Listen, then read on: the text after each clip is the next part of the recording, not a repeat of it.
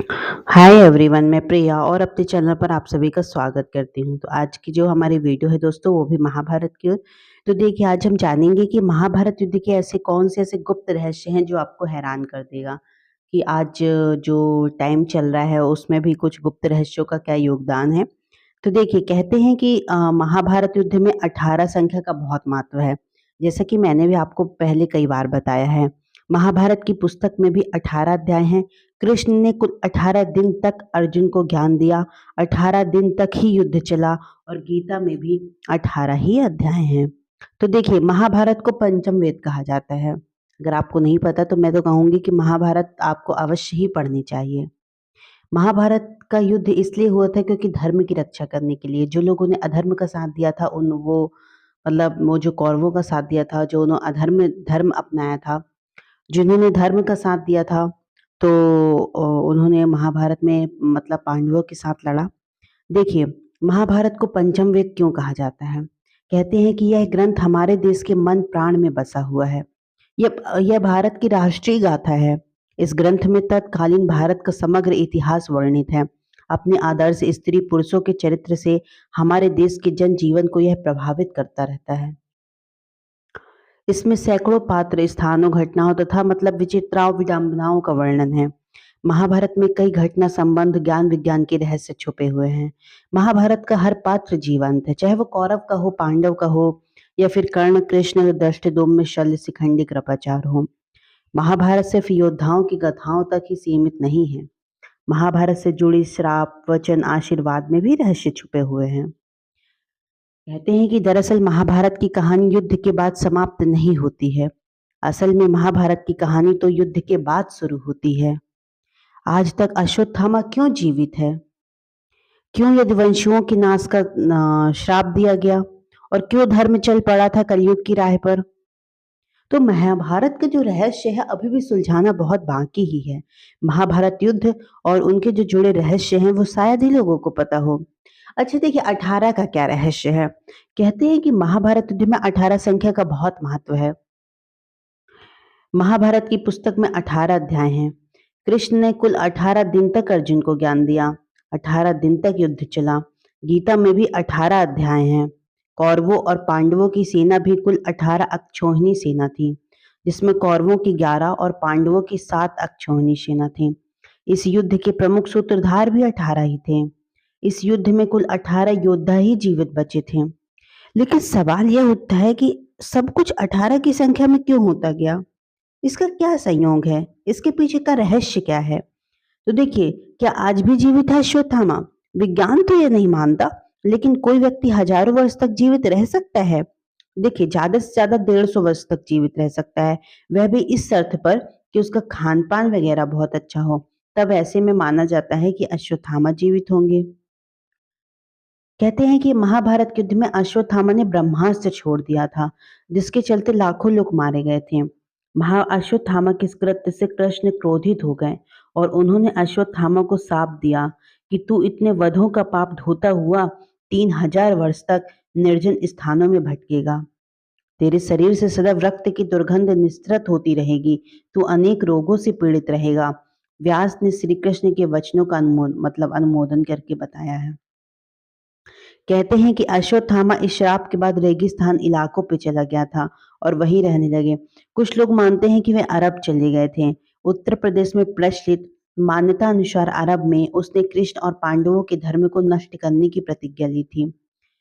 ये 7 आज भी जिंदा है। कौन? महाभारत काल में विमान और परमाणु अस्त्र थे। मोहनजोदड़ो में कुछ ऐसे कंकाल मिले हैं जिसमें रेडिएशन का असर था। महाभारत में सौप्तिक पर्व के अध्याय 13 से ब्रह्मा 15 तक ब्रह्मास्त्र के परिणाम दिए गए हैं। हिंदू इतिहास के जानकारों के मुताबिक 3 नवंबर 5561 ईसा पूर्व छोड़ा हुआ ब्रह्मास्त्र परमाणु बम ही था। महाभारत में इसका वर्णन मिलता है। कहते हैं कि ब्रह्मास्त्र छोड़े जाने के बाद भयंकर वायु जोरदार तमाचे मारने लगी। भूत मात्रा को भयंकर महाभय उत्पन्न हो गया। आकाश में बड़ा हुआ शब्द हुआ, आकाश जलाने लगा। पर्वत, अरण्य, वृक्षों के साथ पृथ्वी हिल गई। कौरवों का जन्म भी एक रहस्य है। कैसे? अच्छा बताइए, कौरवों को कौन नहीं जानता? धृतराष्ट्र और गांधारी के 99 पुत्र और एक पुत्री थी जिन्हें कौरव कहा जाता है। कुरु वंश के होने के कारण ये कौरव कहलाए। सभी कौरवों में दुर्योधन सबसे बड़ा था। गांधारी जब गर्भवती थी तब धृतराष्ट्र ने एक दासी के साथ सहवास कर लिया था, जिसके चलते युधिष्ठिर नामक पुत्र का जन्म हुआ। इस तरह कौरव 100 हो गए थे। ये मैंने आपको कई बार बताया है। युधिष्ठिर एन वक्त पर कौरवों की सेना को छोड़कर पांडवों की सेना में शामिल हो गया था। गांधारी ने वेद व्यास से पुत्रवतु होने का वरदान प्राप्त कर लिया था। गर्भ धारण करने के पश्चात 2 वर्ष बीत गए, किंतु गांधारी से कोई संतान उत्पन्न नहीं हुई। इस पर क्रोधवश गांधारी ने अपने पेट पर जोर से मुक्के का प्रहार किया, जिससे उसका गर्भ गिर गया। वेदव्यास ने इस घटना को तत्काल ही जान लिया और वे गांधारी के पास आकर कहने लगे, गांधारी तूने बहुत गलत किया। मेरा दिया हुआ वर कभी मिथ्या नहीं जाता है। अब तुम शीघ्र ही 100 कुंड तैयार करवाओ और उसमें घी भरवा दो।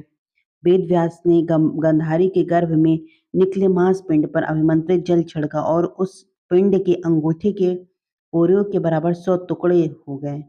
वेदव्यास ने उस टुकड़ों को गांधारी के बनवाए हुए 100 कुंडों में रखवा दिया और उन कुंडों को 2 वर्ष खोलने के मतलब उस 2 वर्ष पश्चात खोलने का आदेश देकर वे आश्रम चले गए। 2 वर्ष बाद सबसे पहले कुंड से दुर्योधन की उत्पत्ति हुई।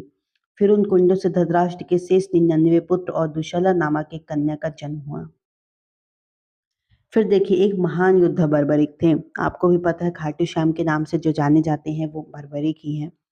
बर्बरिक महान पांडव भीम के पुत्र घटोत्कच और नाग कन्या अहिलवती के पुत्र थे। कहीं कहीं पर मुर्म दैत्य की पुत्री कामकंट कटा के उदर से भी इसमें जन्म होने की बात कही गई है। कहते हैं कि महाभारत का युद्ध जब तय हो गया था तब बर्बरिक ने युद्ध में सम्मिलित होने की इच्छा व्यक्त की। मां को हारे हुए पक्ष का साथ देने का वचन दिया। बर्बरिक अपने नीले रंग के घोड़े पर सवार होकर 3 बाण और धनुष के साथ कुरुक्षेत्र की रणभूमि की ओर अग्रसर हुए। बर्बरिक के लिए 3 बाण ही काफी थे, जिसके बल पर वे कौरव और पांडवों की पूरी सेना को समाप्त कर सकते थे। यह जानकर भगवान कृष्ण ने ब्राह्मण के वेश में उनके सामने उपस्थित होकर उनसे दान में छल पूर्वक उनका शीश मांग लिया। बर्बरिक ने कृष्ण से प्रार्थना की वे अंत तक युद्ध देखना चाहते हैं। तब कृष्ण ने उनकी यह बात स्वीकार कर ली। कहते हैं कि फागुन मास की द्वादशी को उन्होंने अपने शीश का दान दिया। भगवान ने उस शीश को अमृत से सींचकर सबसे ऊंची जगह पर रख दिया ताकि वे महाभारत युद्ध देख सकें। उनका सिर युद्ध भूमि के समीप ही एक पहाड़ी पर रख दिया गया, जहां से बर्बरिक संपूर्ण युद्ध का जायजा ले सकते थे। तो देखिए, इस तरह महाभारत के बहुत ऐसे गुप्त रहस्य हैं जिनको मतलब महाभारत में इस तरह दर्शाया नहीं गया है। लेकिन जब भी आप महाभारत ग्रंथ पढ़ेंगे, महाभारत एक महाकाव्य ग्रंथ है, जो कि मैं हमेशा बोलती हूँ कि धर्म की रक्षा के लिए महाभारत का युद्ध हुआ था। और अगर आप सनातनी हैं तो आपको ये सब अवश्य ही जानकारी होनी चाहिए। चलिए, तो हमारे वीडियोस को ज़्यादा से ज़्यादा लोगों तक शेयर करें दोस्तों, और हमारे चैनल को सब्सक्राइब भी करें। Thank you so much. जय श्री कृष्णा, जय श्री राम।